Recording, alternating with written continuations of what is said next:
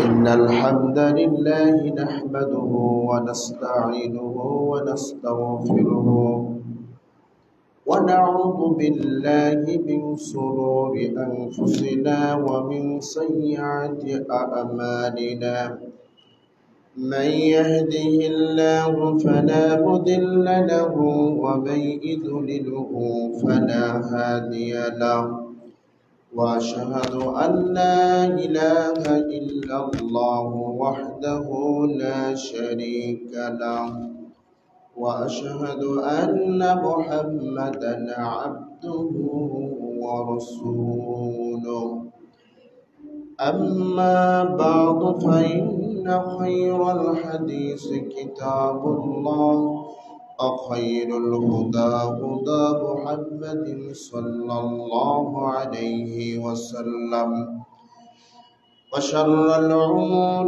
محدثاتها وكل محدثة بدعة وكل بدعة ضلالة وكل ضلالة في النار. أعوذ بالله من الشيطان الرجيم. بسم الله الرحمن الرحيم. لا تقنطوا من رحمة الله إن الله يغفر الذنوب جميعا. إلى آخره. عن أنس رضي الله تعالى عنه قال قال رسول الله صلى الله عليه وسلم كل بني آدم خطاء وخير الخطائين التوابون. رواه ابن ماجه. যাবতীয় প্রশংসা একমাত্র আল্লাহ সুবহানাহু ওয়া তাআলার জন্য। শান্তি অবতীর্ণ হোক আল্লাহ রাসূলের জন্য সাল্লাল্লাহু আলাইহি ওয়াসাল্লাম। আজকের সংক্ষিপ্ত সময়ে আলোচনার বিষয় হচ্ছে পাপ মোচনের আমলসমূহ। এ সম্পর্কে গুরুত্বপূর্ণ সংক্ষিপ্ত আলোচনা পেশ করার চেষ্টা করব ইনশাআল্লাহুল আজিজ।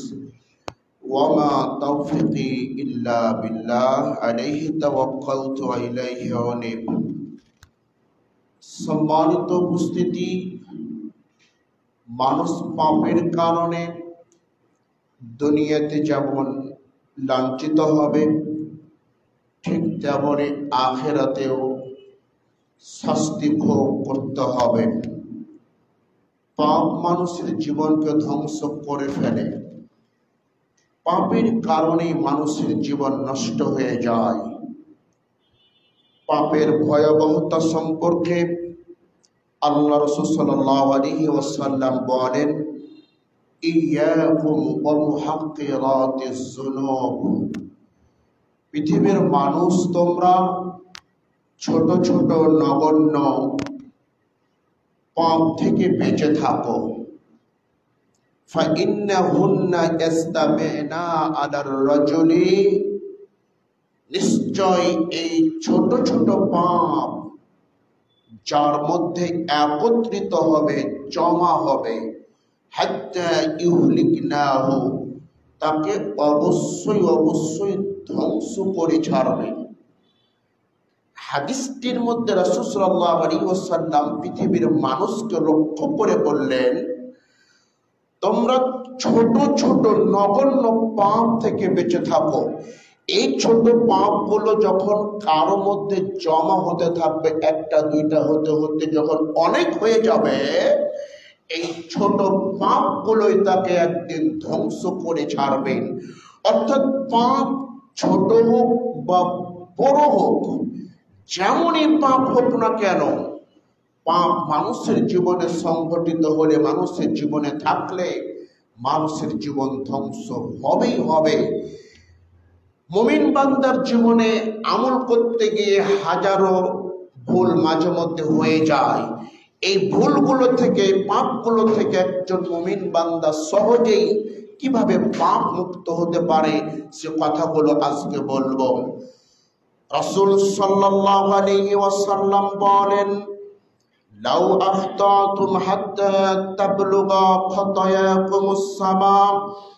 ওহে পৃথিবীর মানুষ, পাপ করতে করতে যদি পাপের সীমানা এই পৃথিবী থেকে আকাশ পর্যন্ত হয়ে যায়, এত পাপ করেছো, এত গুনাহ করেছো, পাপের পরিধি, পাপের দিকে লক্ষ্য করলে পাপের পরিধি এত বিশাল যে এই পৃথিবী থেকে আকাশের দূরত্ব যত, পাপের সীমানা এত, এত বিশাল পাপ করার পরে কোনো মানুষ যদি আল্লাহ সুবহানাহু ওয়া তাআলার দিকে তওবা করে ফিরে আসতে পারে, ভুলকে ভুল মনে করে, অন্যায়কে অন্যায় মনে করে যদি মানুষ ফিরে আসতে পারে, লাতাবাল্লাহু আলাইকুম, এত বিশাল পাপকে আল্লাহ সুবহানাহু ওয়া তাআলা ক্ষমা করে দিবেন। পাপ যতই বড় হোক না কেন, পাপের চাইতে আল্লাহর দয়া তার চাইতে বেশি বড়। পাপ যতই বড় হোক, আপনি যদি পাপ করে আল্লাহর কাছে ফিরে আসতে পারেন, আল্লাহ সুবহানাহু ওয়া তাআলা আপনার জীবনের সমস্ত পাপগুলোকে ক্ষমা করে দিবেন। সম্মানিত উপস্থিতি, বয়স ৮০-র কোটায় পৌঁছে গেছে, ৫ ওয়াক্ত সালাত আদায় করতে পারেননি, ৫ ওয়াক্ত নামাজ পড়তে পারেননি। আজকে যদি আপনি আল্লাহকে বলতে পারেন, আল্লাহ আমি বড় গুনাহগার, আমি বড় অন্যায় করেছি, আমি বড় পাপ করেছি, আজকে যদি আপনি আল্লাহকে বলতে পারেন, আল্লাহ আজকেই আপনার ৬০ বছরের নামাজবিহীন যে পাপগুলো হয়েছিল, এ সমস্ত পাপগুলো আল্লাহ পাক ক্ষমা করবেন। ভালো কথা শুনলে সুবহানাল্লাহ বলতে হয়। ভালো যখনই কিছু দেখবেন তখন সুবহানাল্লাহ বলতে হয়। সুবহানাল্লাহ বলে পাপ হবে না, নেকি হবে। কেমন নেকি? রাসূল সাল্লাল্লাহু আলাইহি ওয়াসাল্লাম বলছেন, সুবহানাল্লাহি ওয়ালহামদুলিল্লাহি তামলান আও তামলাউ মা বাইনাস সামাওয়াতি ওয়াল আরদ। কোন মানুষ যদি আল্লাহকে খুশি করার জন্য, রাজি খুশি করার জন্য অন্তরের অন্তরস্থল থেকে সুবহানাল্লাহ বলতে পারে অথবা আলহামদুলিল্লাহ বলতে পারে, তাহলে আসমান এবং জমিনে যত ফাঁকা জায়গা আছে, সমস্ত ফাঁকা জায়গাটুকু আল্লাহ সুবহানাহু ওয়া তাআলা নেকি দিয়ে পরিপূর্ণ করে দেন। এজন্য ভালো কথা শুনলে, ভালো কিছু দেখলে একজন মুসলমানের মুখ থেকে সর্বপ্রথম যে বাক্যটি বের হবে তা হচ্ছে সুবহানাল্লাহ অথবা আলহামদুলিল্লাহ। সম্মানিত উপস্থিতি, যেটা বলছিলাম, বয়স ৮০-র কোটায় পৌঁছে গেছে, ৫ ওয়াক্ত সালাত পড়তে পারেননি। আজকে যদি আপনি আল্লাহকে বলতে পারেন, আজকে আল্লাহ সুবহানাহু ওয়া তাআলা আপনার পাপ ক্ষমা করবেন। শুধু পাপ ক্ষমা করবেন না, সূরাতুল ফুরকানের ৭০ নম্বর আয়াতের মধ্যে আল্লাহ সুবহানাহু ওয়া তাআলা বলেন, ফাউলাইকা ইউবাদদিলুল্লাহু সাইয়্যাতিহিম হাসানাত। শুধু পাপ ক্ষমা হবে না, সমস্ত পাপগুলোকে আল্লাহ সুবহানাহু ওয়া তাআলা নেকি দিয়ে পরিবর্তন করে দিবেন। সুবহানাল্লাহ। ওয়া ইদখিলাকুম জান্নাতিন তাজরি মিন তাহতিহাল আনহার, এবং এমন একটা জান্নাতের মধ্যে প্রবেশ করাবেন যেই জান্নাতের তলদেশ দিয়ে নদীসমূহ প্রবাহিত হয়েছে। পাপ মোচনের অন্যতম একটি আমল হচ্ছে আল্লাহর কাছে খাস নিয়তে, ইখলাস নিয়তে তাওবাতুন নাসুহা করতে হবে। খুশু খুশু মন নিয়ে একনিষ্ঠভাবে আল্লাহর কাছে তওবা করতে পারলে ৩টি উপকার হবে। ১, জীবনের সমস্ত পাপ ক্ষমা হবে। ২, যত পাপ ছিল সমস্ত পাপগুলোকে আল্লাহ সুবহানাহু ওয়া তাআলা নেকি দিয়ে পরিবর্তন করে দিবেন। ৩, এবং আপনাকে আমাকে জান্নাতে প্রবেশ করাবেন। সম্মানিত উপস্থিতি, উসমান ইবনে আফফান রাদিয়াল্লাহু তাআলা আনহু হতে বর্ণিত, তিনি বলেন রাসূল সাল্লাল্লাহু আলাইহি ওয়াসাল্লাম বলেছেন, মান তাওয়াজ্জা ফা আহসানাল উজুআ, যে ব্যক্তি সুন্দর করে অর্থাৎ আল্লাহ ও তার রাসূলের পদ্ধতি অনুযায়ী উত্তম রূপে উজু সম্পাদন করবে, উজু করবে, খরাজাত খতায়াহু মিন জাসাদিহি, তার শরীরের মধ্যে যত পাপ আছে, তার শরীরের মধ্যে যত ভুল আছে, যত অন্যায় আছে, সমস্ত পাপগুলো উজুর পানির সাথে বের হয়ে যাবে। হাত্তা তাখরুজা মিন তাহতি আজফারিহি, এমনকি নখের নিচে কোনো পাপ থাকলেও উজুর পানির সাথে ওই পাপগুলো বের হয়ে যাবে। উক্ত হাদিস থেকে আমরা বুঝতে পারি, পাপ যতই থাকুক না কেন, অন্যায় যত থাকুক না কেন, আল্লাহ ও তার রাসূলের পদ্ধতি অনুযায়ী যদি সুন্দর করে উজু করতে পারি, যত পাপ শরীরের মধ্যে রয়েছে, যত গুনাহ জীবনে করেছি, সমস্ত গুনাহগুলো আল্লাহ সুবহানাহু ওয়া তাআলা উজুর পানির মাধ্যমে বের করে দিবেন। সম্মানিত উপস্থিতি, সহিহুল বুখারী সহিহ মুসলিমের অন্য বর্ণনার মধ্যে এসেছে, আবু হুরায়রা রাদিয়াল্লাহু তাআলা আনহু হতে বর্ণিত, তিনি বলেন একদা রাসূল সাল্লাল্লাহু আলাইহি ওয়াসাল্লাম সাহাবায়ে কিরামদেরকে লক্ষ্য করে বললেন, ও আমার সাহাবাবর্গ, আমি কি তোমাদেরকে এমন একটি আমলের কথা, এমন একটি কর্মের কথা বলে দিব যে আমলটি করলে দুইটি উপকার হবে। এক, আলা মা ইয়ামহুল্লাহু বিহিল খাতায়া, আল্লাহ সুবহানাহু ওয়া তাআলা বান্দার জীবনের সমস্ত পাপ ক্ষমা করে দিবেন। এবং দুই, ও ব্যক্তির পদ মর্যাদা বৃদ্ধি করে দিবেন। সাহাবায়ে কেরাম বললেন, ক্বালু বালা ইয়া রাসূলুল্লাহ, হে আল্লাহর রাসূল সাল্লাল্লাহু আলাইহি ওয়াসাল্লাম, হ্যাঁ, আপনি আমাদেরকে এই মর্যাদা সম্পন্ন আমলের কথা বলে দেন। রাসূল সাল্লাল্লাহু আলাইহি ওয়াসাল্লাম বললেন, ইসবাগুল উজুই আলাল মাকারিহি, কষ্ট থাকা সত্ত্বেও পরিপূর্ণভাবে উজু সম্পাদন করা। কষ্ট থাকা সত্ত্বেও পরিপূর্ণভাবে উজু করতে পারবে যে, তার জীবনের সমস্ত পাপগুলোকে রাসূল সাল্লাল্লাহু আলাইহি ওয়াসাল্লাম বলছেন আল্লাহ সুবহানাহু ওয়া তাআলা তার জীবনের সমস্ত পাপগুলো ক্ষমা করে দিবেন এবং তার পদ মর্যাদা বৃদ্ধি করে দিবেন। কষ্ট থাকা সত্ত্বেও পরিপূর্ণভাবে উজু সম্পাদন করান। কনকনে শীত, এত ঠান্ডা, এত শীত, বাড়ির বাহিরে বের হওয়া যাচ্ছে না, ঘর থেকে বের হওয়া যাচ্ছে না, আপনি একেবারে কম্বল গায়ে দিয়ে সুন্দরভাবে ঘুমাচ্ছেন, সুন্দর বিছানা নিয়ে, সুন্দর স্ত্রী নিয়ে একেবারে ঘরের মধ্যে রয়েছেন, ঘর থেকে বাড়ির বাইরে বের হতে মন চাচ্ছে না। ঠিক এমন সময়তে মুয়াজ্জিনের আজানের ধ্বনি ভেসে আসলো, আসসালাতু খায়রুম মিনান নাওম। আপনি উক্ত বাক্য শুনেই সুন্দর বিছানা ছেড়ে দিয়ে, সুন্দর স্ত্রী ছেড়ে দিয়ে, ঠান্ডাকে উপেক্ষা করে জান্নাত পাওয়ার উদ্দেশ্যে, জাহান্নাম থেকে মুক্তি হওয়ার জন্য, কবরে আযাব থেকে বাঁচার জন্য, এত শীতকে উপেক্ষা করে আল্লাহকে পাওয়ার জন্য আপনি সুন্দর করে পরিপূর্ণভাবে উজু সম্পাদন করলেন। রাসূলের ভাষা অনুযায়ী বোঝা যাচ্ছে, এত কষ্টের মধ্যে দিয়ে আপনি যদি সুন্দর করে উজু সম্পাদন করতে পারেন, তাহলে পূর্বে যতগুলো পাপ ছিল সমস্ত পাপকে আল্লাহ সুবহানাহু ওয়া তাআলা ক্ষমা করে দিবেন। আমরা তো শীতকালে অনেকেই উজু করতে চাই না। একটু যদি ডাক্তার বলে যে পানি লাড়িয়েন না, তো আগে থেকে স্যারেন্ডার। উজু করতে হবে মানে মাটি দিয়ে তায়াম্মুম করতে হবে, একটা সুন্দর পদ্ধতি ইসলামে আছে, ওটা গ্রহণ করে ফেলল। উজু করতে আর মন চায় না, ডাক্তারও বলেছে, সুযোগও পেয়েছে।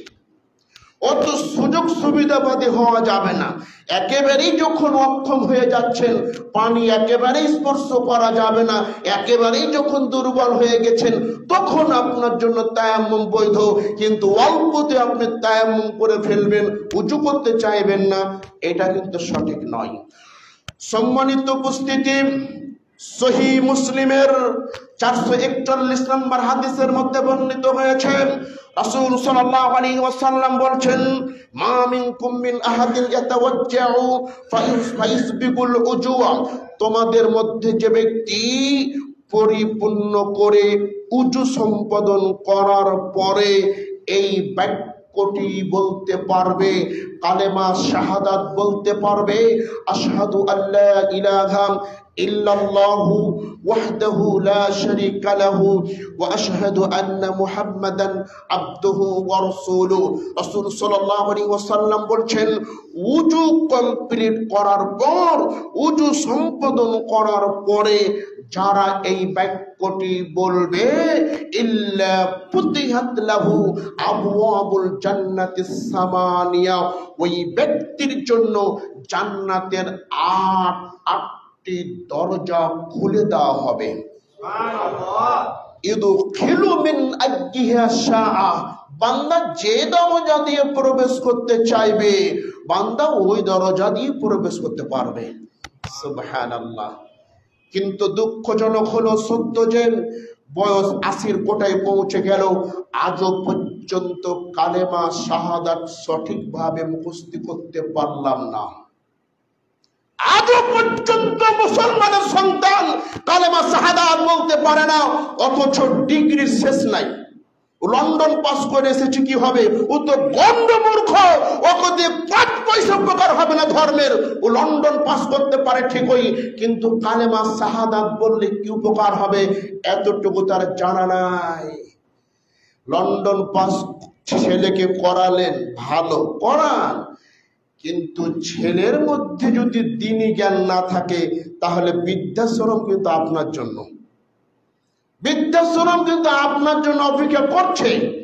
সন্তানকে যদি আপনি দ্বীনি শিক্ষায় শিক্ষিত করতে না পারেন, যতই আপনি ইংল্যান্ড পাস করিয়ে নিয়ে আসেন, অক্সফোর্ড বিশ্ববিদ্যালয়ে পড়ে নিয়ে আসেন, আমেরিকা পাস করান, আপনার ছেলে বড় ডাক্তার, বড় ইঞ্জিনিয়ার, জজ, ব্যারিস্টার, সবকিছু আপনার সন্তান, কিন্তু আপনার সন্তানের মধ্যে যদি দ্বীনি জ্ঞান না থাকে, ধর্মীয় জ্ঞান না থাকে, তাহলে আপনার শেষ বয়সটা বৃদ্ধাশ্রমে কাটবে। আপনার সন্তান ডাক্তার হোক, ইঞ্জিনিয়ার হোক, যাই হোক না কেন, সব কিছু বানানোর পূর্বে সন্তানকে দ্বীনি শিক্ষা শিক্ষিত করান। সকালবেলা ছেলেকে কেজি স্কুলে না পাঠিয়ে মক্তবে পাঠান, আপনার ছেলে ওই জায়গা থেকে সর্বপ্রথম কোরআন শিখবে, ধর্মীয় জ্ঞান শিখবে। আপনার সন্তান আদর্শ একজন ডাক্তার হতে পারবে, আপনার সন্তান একজন আদর্শ ইঞ্জিনিয়ার হতে পারবে। ঘুষ খেতে গেলেই ওই যে ছোটবেলায় যে ধর্মীয় জ্ঞান শিখেছিল, ওই জ্ঞান ধাক্কা দিবে, ঘুষ খাওয়া যাবে না। মা বাবাকে বৃদ্ধাশ্রম রাখতে গেলে ছোটবেলার ওই জ্ঞান ধাক্কা দিয়ে বলবে, মা বাবাকে বৃদ্ধাশ্রমে রাখলে জান্নাত হবে না। ছেলে বৃদ্ধাশ্রম রাখতে পারবে না, কেন জানেন? কারণ ছোটবেলায় সন্তানকে আপনি ধর্মীয় জ্ঞান দিয়েছেন। কিন্তু দুঃখজনক হলো সত্য যে আপনি আমি সব কিছু পারি, কিন্তু কালেমা শাহাদাতের মতন হাজারো দোয়া আপনার মুখস্থ নাই, হাজারো কালেমা আপনার মুখস্থ নাই, যেগুলোর মাধ্যমে পাপ ক্ষমা হবে, যেগুলোর মাধ্যমে আপনি আমি জান্নাত অর্জন করতে পারবো। সম্মানিত উপস্থিতি, রাসূল সাল্লাল্লাহু আলাইহি ওয়াসাল্লাম বলেন, মান খরাজা মিন বাইতিহি মুতাতাজ্জিরান ইলা সালাতিন মাকতুবাতিন, যে ব্যক্তি ফরজ সালাত আদায়ের জন্য বাড়ি থেকে উজু করে বের হবে। হাদিসটি ভালো করে বোঝার চেষ্টা করুন। আমার প্রত্যেকটা কথাকে মূল্যায়ন করার চেষ্টা করুন। আমার বক্তব্য শুনে কেউ ঘুমানোর চেষ্টা করেন না। আপনাকে মনের খোরাক দিবই দেবো ইনশাল্লাহ, এটা আমি আশাবাদী। অন্য 5টা বক্তার মতো আপনি আমাকে ভাবলে ভুল করবেন। আমার প্রত্যেকটা কথার আরবি ইবারত এবং হাদিস বলার চেষ্টা করছি, আপনাকে অনুবাদ সহকারে বোঝানোর চেষ্টা করছি। আপনি অন্যান্য 5টা বক্তার মতো ভাবলে আপনি অনেক বড় ভুল করবেন। আমার বক্তব্য থেকে একটু বেখিয়াল হয়ে গেলেই আপনি বক্তব্য বুঝতে অক্ষম হয়ে যাবেন। রাসূল সাল্লাল্লাহু আলাইহি ওয়াসাল্লাম বলছেন, মান খরাজা মিন বাইতিহি মুতাতায়্যিরান ইলা সালাতিন মাকতুবাতিন, যে ব্যক্তি ফরজ সালাত আদায় করার জন্য উজু করে বাড়ি থেকে বের হবে, উজু করে বাড়ি থেকে বের হবে, ফাআজরুহু, তার জন্য প্রতিদান হলো কাআজরিল হাজ্জিল মুহরিমি, কবুল হজের সমান। কেউ যদি বাড়ি থেকে উজু করে মসজিদের উদ্দেশ্যে বের হয় ফরজ নামাজ পড়ার জন্য, তাহলে ওই ব্যক্তিটি কবুল হজের সওয়াব পাবে। কবুল হজের সওয়াব মানে কি? রাসূল সাল্লাল্লাহু আলাইহি ওয়াসাল্লাম বলছেন, আল হাজ্জুল মাবরুর, কবুল হজের কোনো সওয়াব নাই, কোনো প্রতিদান নাই, ইল্লাল জান্নাহ, জান্নাত ব্যতীত। হজ যদি কবুল হয়ে যায়, মানুষটির পুরস্কার কি? জান্নাত, আর কিচ্ছু লাগবে না, ও জান্নাত পেয়ে যাবে। আর আপনি যদি বাড়ি থেকে উজু করে ফরজ সালাতের জন্য বের হতে পারেন, তাহলে আপনি কবুল হজের সওয়াব পাবেন। এবার আপনার কাছে ধাঁধা প্রশ্ন রেখে দিই, মসজিদের উজুখানায় উজু করলে এই অতিরিক্ত সওয়াব পাবেন কি? হাদিসটা আবার বুঝেন আপনি। আল্লাহ রাসূল ওখানে মান খরাজা মিন বাইতি, বাইত মানে বাড়ি, যে ব্যক্তি বাড়ি থেকে উজু করে বের হবে ফরজ সালাত আদায়ের উদ্দেশ্যে, ও একটি কবুল হজের সওয়াব পাবে। এখন যদি আমি মসজিদের উজুখানে উজু করে মসজিদে চলে আসি, এই বাড়তি সওয়াবটা পাচ্ছি কি আমরা? পাবেন না। মসজিদের উজুখানে উজু করলেন উজু হবে, কিন্তু অতিরিক্ত সওয়াব থেকে প্রতিদিন বঞ্চিত হচ্ছে কিনা। আর একটা হাদিস বলি, রাসূল সাল্লাল্লাহু আলাইহি ওয়াসাল্লাম বলছেন, ইদা তাওয়াজ্জা ফাহসানাল উজুয়া, যে ব্যক্তি সুন্দর করে উজু সম্পাদন করলো, সুম্মা খরাজা ইলাল মসজিদি লা ইখরিজুহু ইল্লা সালাত, এবং সালাত আদায় করার জন্য মসজিদের দিকে রওনা হলো, কোনো উদ্দেশ্য নাই, উজু করেছেন, বাড়ি থেকে বের হয়েছে। কেন বের হয়েছে? মসজিদে গিয়ে সালাত পড়বে, এটাই উদ্দেশ্য। রাসূল সাল্লাল্লাহু আলাইহি ওয়াসাল্লাম বলছেন, তার প্রতিটি কদমের বিনিময়ে একটি করে পাপ ক্ষমা করে দেওয়া হবে, একটি করে নেকি দান করা হবে, একটি করে পদমর্যাদা দান করা হবে। সুবহানাল্লাহ। তাহলে এই উজুটা যদি মসজিদের উজুখানায় করি, তাহলে অতিরিক্ত সওয়াবগুলো আমরা পাবো না। আমি বলবো ভাইজান, সময় থাকলে বাড়ি থেকে উজু করে বের হওয়ার চেষ্টা করবেন, আর সময় না থাকলে মসজিদে উজু করে নিন। কিন্তু প্রত্যেক দিন কতগুলো নেকি থেকে আপনি আমি বঞ্চিত হচ্ছি, সেদিকেও খেয়াল রাখার চেষ্টা করিয়েন। সম্মানিত উপস্থিতি, রাসূল সাল্লাল্লাহু আলাইহি ওয়াসাল্লাম বলছেন, মা মিন মুসলিমিন ইয়াতাওয়াজ্জাহু, যে ব্যক্তি সুন্দর করে উজু করলো, সুম্মা ইয়াকুমু ফায়ুসাল্লি রাকাআতাইনি মুকবিলুন আলাইহিমা বিকলবিহি ওয়া ওয়াজহিহি ইল্লা ওয়াজাবাত লাহুল জান্নাহ, যে ব্যক্তি সুন্দর করে উজু করে দাঁড়িয়ে মনোযোগ সহকারে একানিষ্ঠভাবে তেল লাগিয়ে মন লাগিয়ে 2 রাকাত সালাত আদায় করলো, রাসূল সাল্লাল্লাহু আলাইহি ওয়াসাল্লাম বলছেন, ওই ব্যক্তির জন্য জান্নাত ওয়াজিব হয়ে গেল। সুবহানাল্লাহ। জান্নাত ওয়াজিব হবে কার? যে ব্যক্তি সুন্দর করে উজু করবে, 2 দাঁড়িয়ে সালাত আদায় করবে, 3 একানিষ্ঠভাবে মনোযোগ সহকারে দিল লাগিয়ে নামাজ পড়বে, ও ব্যক্তির জন্য জান্নাত ওয়াজিব হয়ে যাবে।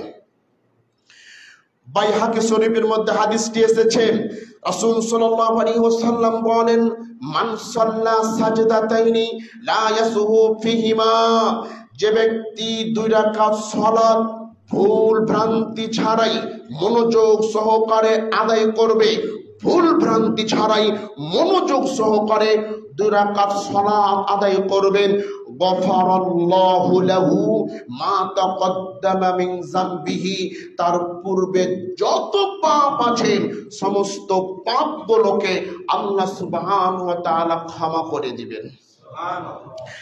সম্মানিত উপস্থিতি, মুগীরা রাদিয়াল্লাহু তাআলা আনহু হতে বর্ণিত, তিনি বলেন, ক্বালান নবী সাল্লাল্লাহু আলাইহি ওয়াসাল্লাম, রাসূল সাল্লাল্লাহু আলাইহি ওয়াসাল্লাম রাতের সালাত এত দীর্ঘ সময়ে দাঁড়িয়ে থাকতেন, হাত্তা তাওয়াররামাত কদামাহু, আল্লাহর রাসূল সাল্লাল্লাহু আলাইহি ওয়াসাল্লাম রাতের নামাজে এত দীর্ঘ সময় দাঁড়িয়ে থাকতেন যে, এত দীর্ঘ সময় দাঁড়িয়ে থাকতেন যে, দাঁড়িয়ে থাকার কারণে তিনার পায়ের পাতাগুলো ফুলে যেত, তিনার পায়ের পাতাগুলো ফুলে যেত। লিমা তাসনাউ হাজা, আল্লাহর রাসূলকে প্রশ্ন করা হলো, বলা হলো, হে আল্লাহর রাসূল সাল্লাল্লাহু আলাইহি ওয়াসাল্লাম, আপনি কেন এত কষ্ট করেন, আপনি কেন এত কষ্ট করেন? রাসূল সাল্লাল্লাহু আলাইহি ওয়াসাল্লামকে বলা হলো, ওয়াকাদ গুফিরা লাকা মা তাকদ্দামা মিন জামবিহি, অথচ আপনার পূর্বাপর, আপনার পূর্বে এবং পিছনে যত পাপ আছে সমস্ত পাপই তো ক্ষমা করে দেওয়া হয়েছে, সমস্ত ভুলই তো ক্ষমা করে দেওয়া হয়েছে, তারপরেও আপনি এত দীর্ঘ সময় কেন দাঁড়িয়ে থাকেন?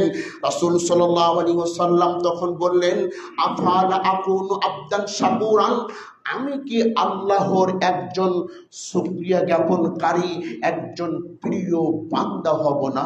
সুবহানাল্লাহ। আল্লাহ রাসূলের পূর্বে পাপ নেই, পিছনে পাপ নেই, ডানে পাপ নেই, বামে পাপ নেই, পাপ মুক্ত একজন মানুষ। যখন তিনি সালাত আদায় করতেন এত বিনয়ের সাথে, এত খুশু খুশু ভাব নিয়ে আদায় করতেন, অথচ আপনার আমার জীবনে পাপ দিয়ে ভরা। আপনার ডানে তাকালে পাপ, বামে তাকালে পাপ, সামনে পাপ, পিছনে পাপ, এত পাপ আপনার, অথচ আপনি সালাত আদায় করছেন। কিভাবে মসজিদ থেকে পালাতে পারি তাহলেই বাঁচি, মসজিদ থেকে পালাতে পারলেই বাঁচি। আজকালকে তো এখন ফরজ সালাতের পরে মোনাজাত উঠে গেছে, আর নেই। এই যে আমাদের আর একটা অভ্যাস তৈরি হয়েছে, সালাম যেমনই শেষ মসজিদ ফাঁকা হওয়া শেষ। কেন? ফরজ সালাতের পর মোনাজাত, হাত তুলে মোনাজাত করা বেদাত, কিন্তু জিকির আজকার করা সুন্নাহ। কতগুলো দোয়া আছে, যে দোয়াগুলোর মধ্যে একটা হাদিস বলছে, রাসূলুল্লাহ সাল্লাল্লাহু আলাইহি ওয়াসাল্লাম বলছেন, মান করা আয়াতুল কুরসি, যে ব্যক্তি ফরজ সালাতের পরে আয়াতুল কুরসি পাঠ করবে, লাম ইয়ামনাহু মিন দুখুলিল জান্নাহ, ও ব্যক্তির জান্নাত যাওয়ার জন্য কোনো বাধা নেই, কোনো প্রতিবন্ধকতা নেই, কোনো সেতুবন্ধন নেই, ইল্লাল মাউত, মৃত্যু ছাড়া। জান্নাত যায়নি কেন? মরেনি, তাই মরলে জান্নাত চলে যাবে। এটা ফরজ সালাতের পর আয়াতুল কুরসি পাঠ করতে হবে। কিন্তু ওই তো সালাম শেষ, মোনাজাত নাই, চলে যায়, মসজিদ কিছু আর লাগবে না। এগুলো ভুল ধারণা। ইমাম সাহেব কখনো ভুল করে ফেলেছে, লোকমা মারবে তো মুক্তাদিও চিন্তা করছে যে ইমামেরই ভুল কি আমাদেরই ভুল, এভাবে থেকে যায়, লোকমারও মারার সুযোগ হয় না। মানে এতটা মানুষ নামাজে অমনোযোগী, যে ব্যবসা বাণিজ্য করে ও নামাজ পড়ে, ওর মন্তব্য মনে করে যে ওখানে কত টাকা হিসাব হলো, কত টাকা বিক্রি হলো, এটা নিয়ে। ছাত্র হলে লেখাপড়া করছে, চিন্তা করছে কোন প্রশ্নটা পরীক্ষা আসবে, এগুলো নিয়ে চিন্তা। প্রত্যেকটা ডিপার্টমেন্টের মানুষের প্রত্যেকটা ধারণা একই, আর সব ধারণা নামাজ আসলে হয়। নামাজ ভুল করছে কি সঠিক করছে খেয়ালই নাই, মনোযোগ তো দূরের কথা।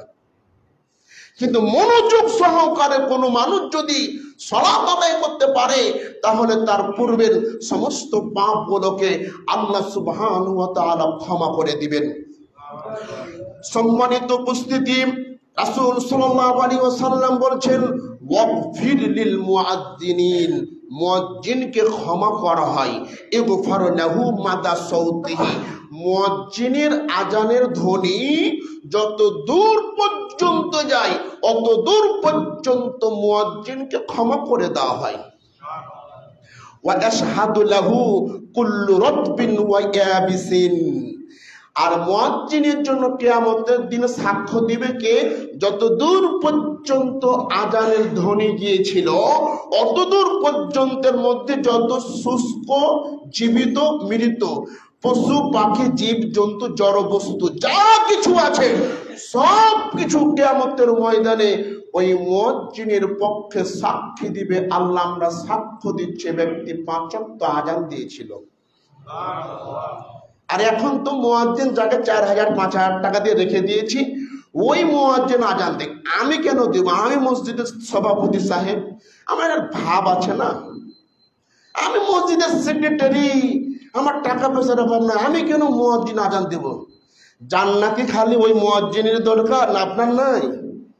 ইব্রাহিম আলাইহিস সালামকে আল্লাহ বলছে আনতাইহির বাইতি লিত-তাইফিন, ইব্রাহিম তুমি এবং তোমার বেটা ইসমাইল দুইজনকে মসজিদ ঝাড়ু দাও। আপনি কিসের মসজিদ দায়িত্বশীল? কে আপনি? আবুল আম্বিয়া, নবীদের পিতা ইব্রাহিম আলাইহিস সালামকে বলা হচ্ছে নবী ইব্রাহিম তুমি এবং তোমার পিতা ইসমাইল দিয়ে মসজিদ ঝাড়ু দাও, পায়খানা সাফ করো। একটা ফ্যান চলছে না, মুয়াজ্জিনকে ধমক নিয়ে লাভ নেই। আপনি চিন্তা করেন ফ্যানটা ভালো করতে হবে কোথায় গেলে? আমরা তো মনে করি ওই মুয়াজ্জিন ওই আজান দেখ। আপনি যত বড় ডাক্তার হন, ইঞ্জিনিয়ার হন, পাপ যদি ক্ষমা পেতে চান 5 ওয়াক্ত আজান দিতে না পারলে 1 ওয়াক্ত দেওয়ার চেষ্টা করুন।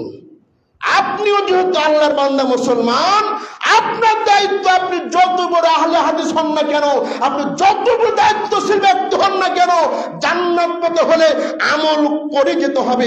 কোন দলের দাঁড়াত দিয়ে জান্নাত কিয়ামতের মাঠে হবে না। আপনি আজান দিতে হবে আপনাকে, আপনি মুয়াজ্জিন হবেন।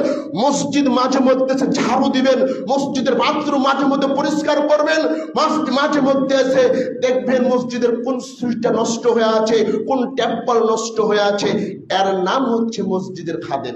আর আমরা মসজিদের খাদেম মনে করি কাকে জানেন? যাকে 5000 টাকা দিয়ে রাখিয়ে দিয়েছি ওই খাদেম। সবাইকে খাদেম হতে হবে।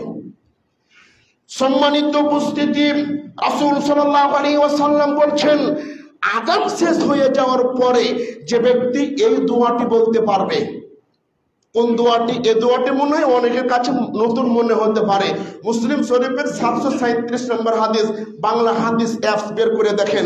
রাসূল সাল্লাল্লাহু আলাইহি ওয়াসাল্লাম বলছেন আযান শেষে যে ব্যক্তি এই কালেমাটি বলতে পারবে। কোন কালেমা? লা ইলাহা ইল্লাল্লাহু ওয়াহদাহু লা শারীকা লাহু লাহুল মুলকু ওয়া লাহুল হামদু ওয়া হুয়া আলা কুল্লি শাইইন কাদির রাদিতু বিল্লাহি রাব্বান ওয়া বিল ইসলামি দীনাও ওয়া বি মুহাম্মাদিন নাবিয়ান। এই কালেমাটি যে ব্যক্তি আযান শোনার পরে বলতে পারবে, রাসূল সাল্লাল্লাহু আলাইহি ওয়াসাল্লাম বলছেন গুফিরা লাহু মা তাকাদ্দামা মিন জামবিহি, তার পূর্বের সমস্ত পাপ ক্ষমা করে দেওয়া হবে। সুবহানাল্লাহ। আমরা জানি আল্লাহুম্মা রাব্বা হাযিহি দাওয়াতিত তাম্মা এটা বলতে হয়, আল্লাহুম্মা সাল্লি আলা মুহাম্মদ এটা বলতে হয়, কিন্তু এই কালেমাটি যে বলতে হয় এটা আমরা অনেকেই জানি না। আজকে হয়তো অনেক নতুন ভাবে শুনছেন, অথচ সহিহ মুসলিমের বাংলা হাদিস অ্যাপস বের করে 737 নম্বর হাদিস আপনি বের করুন। এই কালেমাটি বললে মানুষের জীবনের সমস্ত পাপগুলো ক্ষমা হয়ে যাবে। সুবহানাল্লাহ। সম্মানিত উপস্থিতি, রাসূল সাল্লাল্লাহু আলাইহি ওয়াসাল্লাম বলছেন মা মিন মুসলিমাইনি ইলতাকিয়ানি, যখন দুইজন মুসলমান পরস্পর সাক্ষাৎ করবে, যখন দুইজন মুসলমান পরস্পর মিলিত হয়ে ফায়াতাসাফাহান, যদি একে অপরে মুসাফা করতে পারে, একে অপরে মুসাফা করতে পারে, ইল্লা গুফিরা লাহুমা ক্বাবলা আন ইয়াফতারিকা, দুইজন পৃথক হওয়ার পূর্বেই আল্লাহ সুবহানাহু ওয়া তাআলা তাদের ক্ষমা করে দিবেন। তাহলে একজন মুসলমান অপর মুসলমানের সাথে সাক্ষাৎ হলে সর্বপ্রথম অধিকার হচ্ছে সালাম দিতে হবে, পরিচিত হোক অথবা অপরিচিত হোক। সাক্ষাৎ করার পরে সময় থাকলে চেষ্টা করুন এক অপরের সাথে মুসাফাহা করার। মুসাফাহা করলে কি হবে, দুজন পৃথক হওয়ার পূর্বেই দুজনের পাপ ক্ষমা করে দেওয়া হবে। সুবহানাল্লাহ। আর আজকে তো টুপি আর পাঞ্জাবি মাপা হয়, ওই জামাত ইসলাম, ওকে সালাম দেওয়া যাবে না, ও আওয়ামী লীগ করবে, বাদ দিয়ে দাও।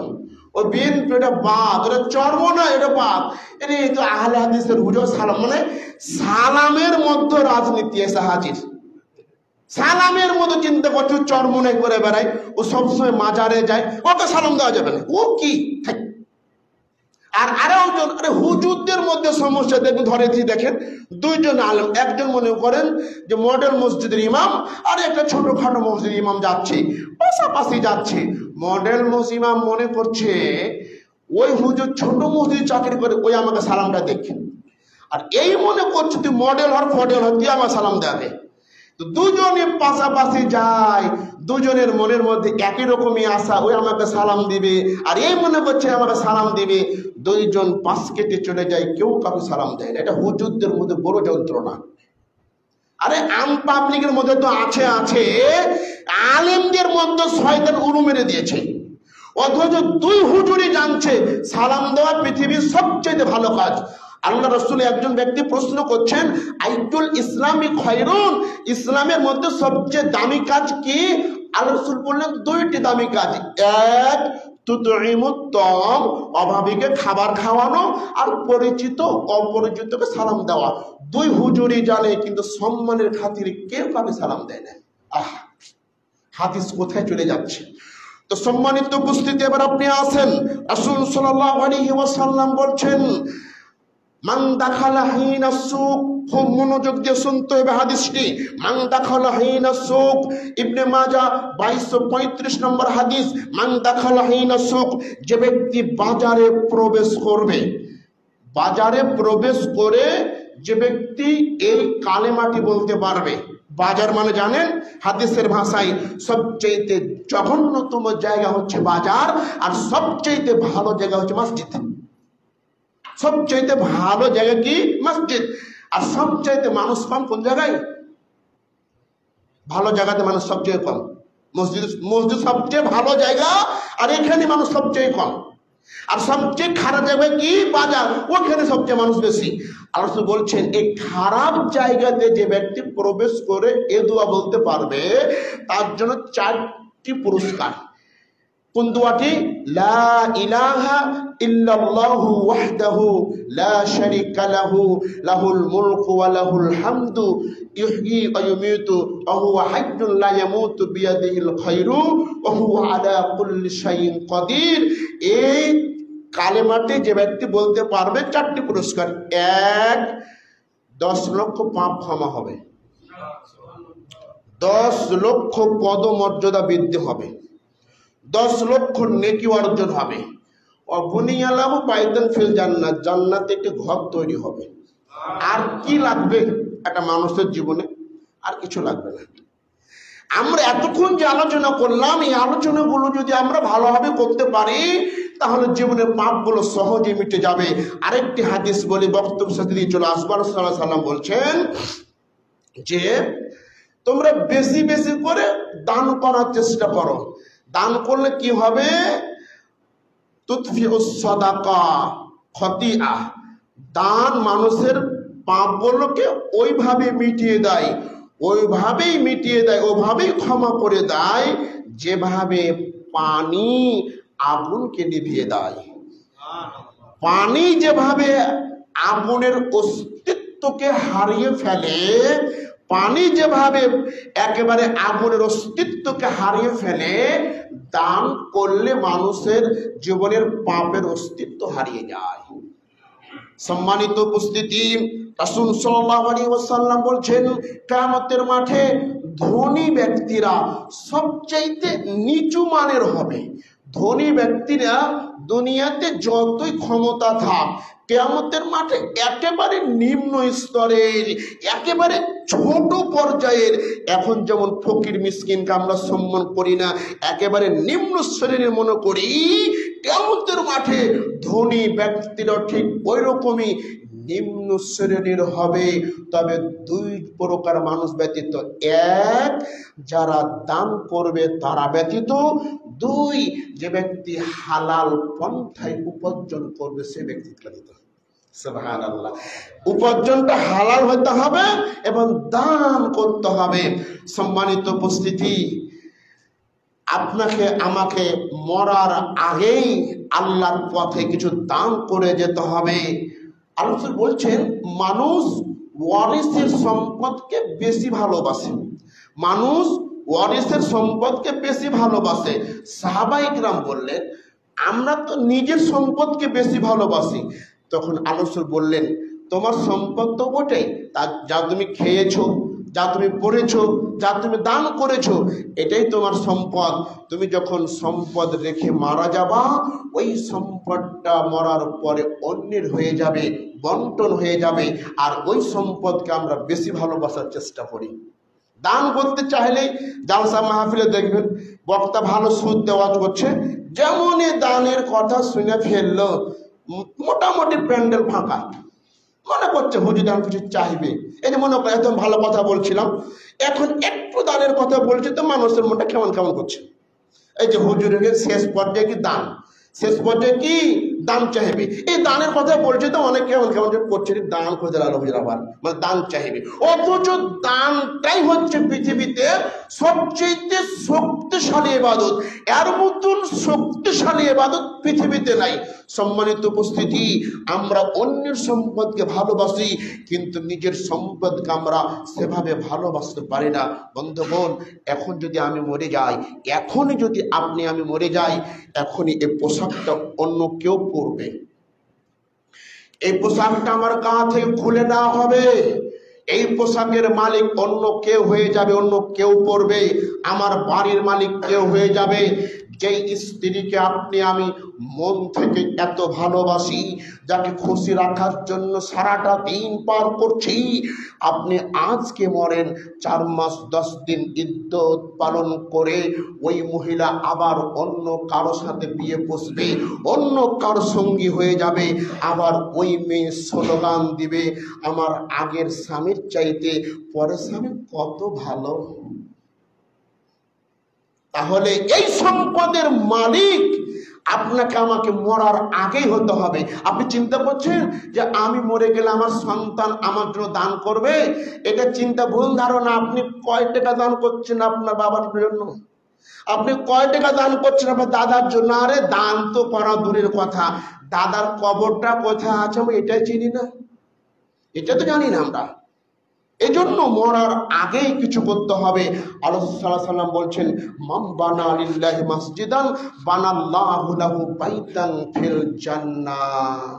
যে ব্যক্তি আল্লাহকে খুশি করার জন্য মসজিদ নির্মাণ করবে, মসজিদ তৈরি করবে, আল্লাহ সুবহানাহু ওয়া তাআলা তার জন্য জান্নাতের মধ্যে ঘর তৈরি করবেন।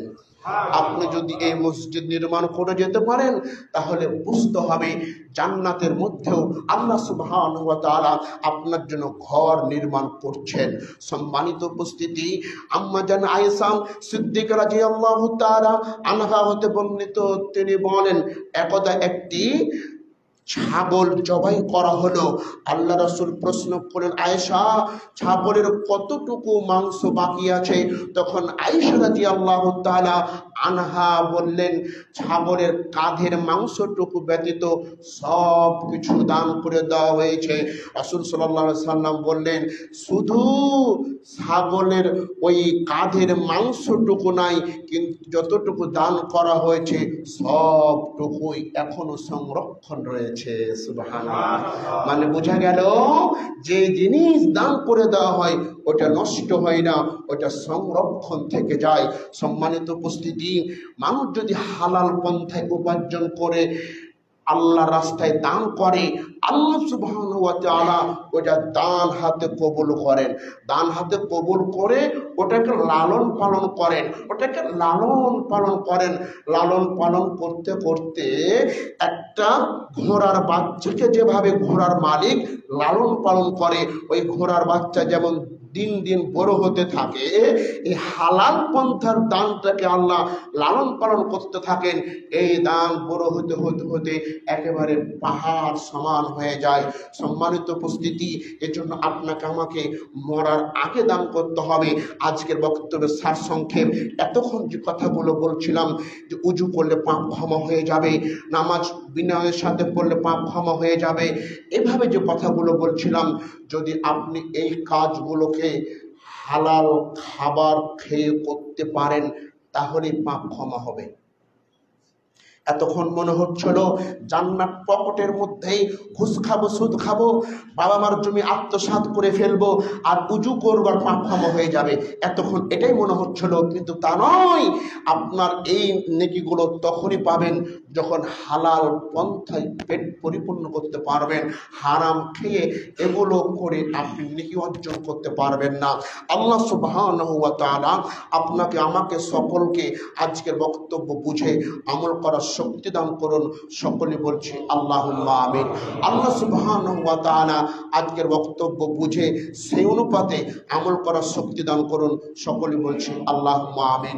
এ বলে আমার সংক্ষিপ্ত বক্তব্য শেষ করলাম। আমানিল্লাল বালাগ। বারাকাল্লাহু ফিকুম।